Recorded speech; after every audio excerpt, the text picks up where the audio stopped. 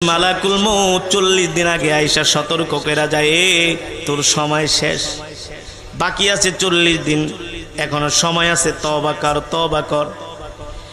এমন করে একদিন কমে মালাকুল মউত কমতে কমতে যখন 3 দিন বাকি থাকে, কয়দিন? মালাকুল মউত সেই সময় দিনে 3 বার আছে, সকাল, দুপুর, রাত্রি।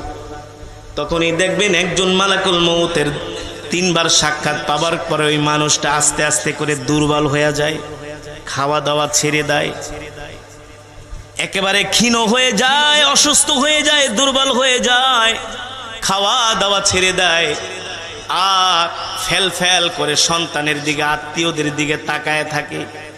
কারণ সে জানে তার মাত্র সময় আছে কয়দিন। জোরে বলেন, কয়দিন?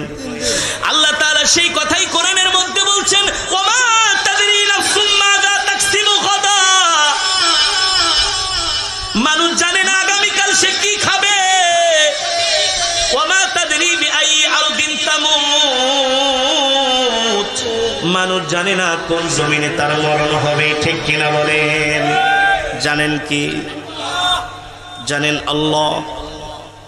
এবার মালাকুল মউত আয়েশা বলে, তোর সময় আছে আর 3 দিন। মৃত ব্যক্তি যে ইন্তেকাল করবে আস্তে আস্তে করে দুর্বল হয়ে যায়।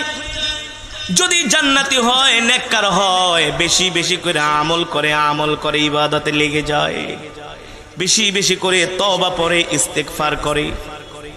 আর যদি গুনাহগার হয়, বদকার হয়, তাহলে সে দুনিয়ার জমিন থেকে ছেড়ে যেতে চায় না, দুনিয়ার জমিন থেকে সে যেতে চায় না।